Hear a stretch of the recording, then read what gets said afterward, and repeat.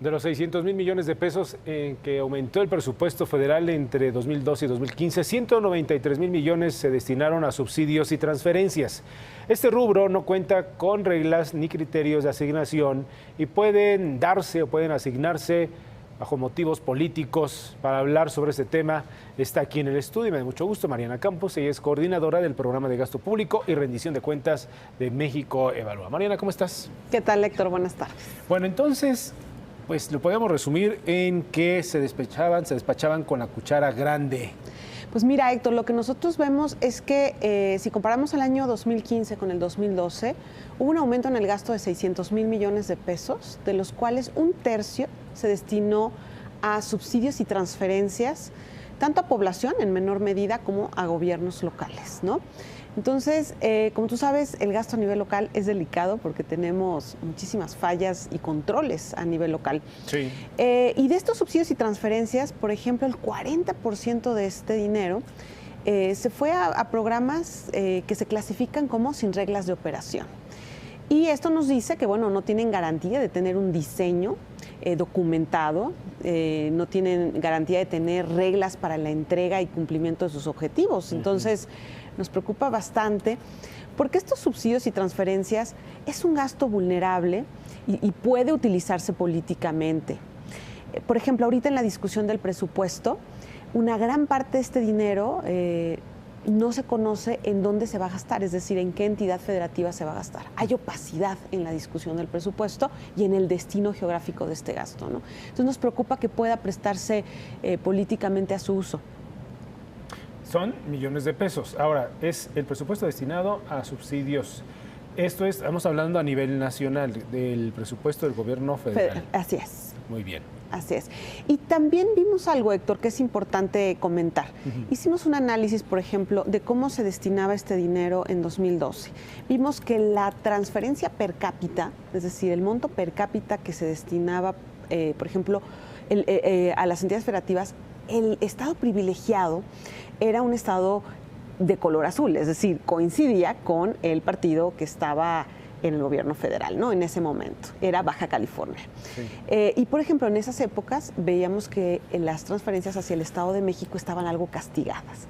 Pero si te vas al 2015 y haces un análisis para ver qué pasó en ese año, sí, vemos que entonces Baja California, que sigue siendo un estado azul, bajó varios lugares por el monto de la transferencia per cápita que se destina por ahí, y el Estado de México subió como 13 lugares. Ándale. Entonces ahí vemos que parece que hay como... Pareciera, ¿verdad? Pareciera que hay, digo, es un análisis todavía muy preliminar, pero por lo menos nos está diciendo este análisis que el gasto quizás no se está destinando a partir de diagnósticos, de necesidades, sino que, ¿no? Porque si destinara a partir de diagnósticos, pues no sería tan fácil su movimiento, ¿no? Sí. Si obedecemos realmente a que fuera un gasto que va a atender realmente problemas. Oye, Mariana, entonces con eso lo que me estás diciendo, ¿le daría algo o mucho la razón al jefe de gobierno Mancera, que se está queje de que le recortaron los recursos para el próximo año y está queje de que esos recursos están siendo favorecidos o están dirigiéndose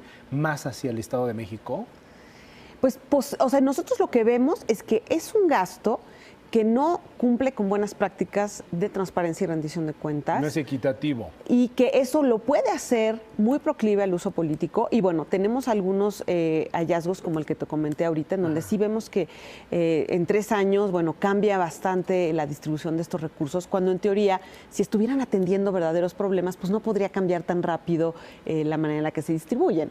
Entonces, puede ser que haya algo de cierto, y lo más preocupante, Héctor, es que la mayor parte del incremento de gasto que hubo entre estos 2 años se fue a este tipo de gasto, ¿no? En contraste, vemos, por ejemplo, que la inversión disminuyó entre estos 2 años. Entonces, estamos privilegiando un gasto hasta cierto punto descuidado, un gasto vulnerable al uso político. Bueno, con base a otras experiencias, me refiero a otros países, Mariana, ¿tienes conocimiento? Porque si gana o si se cambian las administraciones, si cambian los personajes, o me refiero a los presidentes, y la definición de este tipo de presupuestos, va a seguir ocurriendo lo mismo. Voy a esto. qué blindajes podemos tener para que llegue quien llegue, sea del partido que sea, pues no cometa este tipo de errores. Exacto. Bueno, en primer lugar hay que decir, esta es una tentación, estas tentaciones políticas están en todos los países del mundo, por lo cual existen buenas prácticas al respecto. Número uno, no debemos permitir que existan subsidios o que se entreguen subsidios o transferencias sin que haya reglas de operación del programa, ¿no? Y esas reglas de operación tienen que contener cuál es el diseño del programa, cuál es el objetivo, y a la hora de que antes de que se entregue el dinero, deben de ser evaluados el diseño del programa para ver si este tipo de programas tienen precedentes, por ejemplo, en el mundo, de arreglar los problemas que se pretenden arreglar con dicho programa, sí, ¿no? Entonces, tiene que haber un proceso de diseño y de evaluación previo a que se empiecen a entregar recursos. Esa es una manera de blindarlos. La otra manera es que haya mucha más transparencia en la discusión presupuestaria, porque ahorita te digo, solamente tenemos certeza de una cantidad de recursos, a qué parte se van a ir geográficamente, pero en una gran cantidad, que más o menos es como... Solo conocemos con certeza como el 20% de los recursos a dónde van, el resto no sabemos. Entonces, no podemos permitir aprobar un presupuesto sin que haya la transparencia suficiente, ¿no? Estas son justo las prácticas que nos van a permitir blindar. Y, por supuesto, las prácticas de auditoría, ¿no? ¿Ya están? Ya están, pero... parcialmente. ¿Por qué? Porque tenemos la auditoría a nivel federal. Sí. Sin embargo, esa es una auditoría que se hace a posteriori, una vez que se ejercieron los recursos.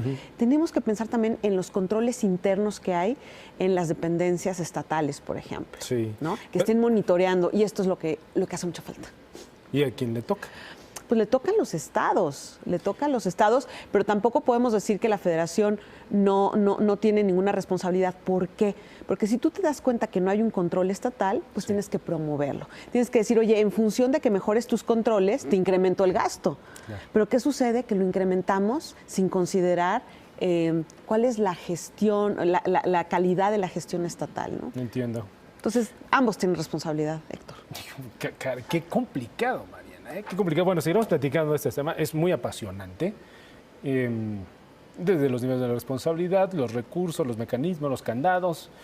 Y todo se puede resumir en un tema de voluntad o de mala voluntad, de profesionalismo, ¿no? De actitudes sin duda, positivas. Y de que tenemos que lograr que el gasto se ejerza en un ambiente más institucional, menos politizado, ¿no? Más controlado, más auditado. Controlado. Pero si depende de las mismas personas cambiar las cosas para que puedan, en fin, a veces pienso que estamos en un círculo vicioso. Difícil terrible. de salir de ahí, sí, pero hay que pensar que hay otros países que han podido salir poco a poco de esos Nos vamos a esos incentivos. países No, tenemos que más bien copiarles, pero digamos, pensando en cómo tropicalizarlo en México para que funcione acá estas buenas prácticas. Yo sé, México Evalúa con especialistas acreditados, como en tu caso, lo están haciendo, y por eso es que vienen todos los lunes a recordarnos que sí se puede. Mariana, muchas gracias. ¿De qué, Héctor? Hasta luego. Hasta la próxima, las 18.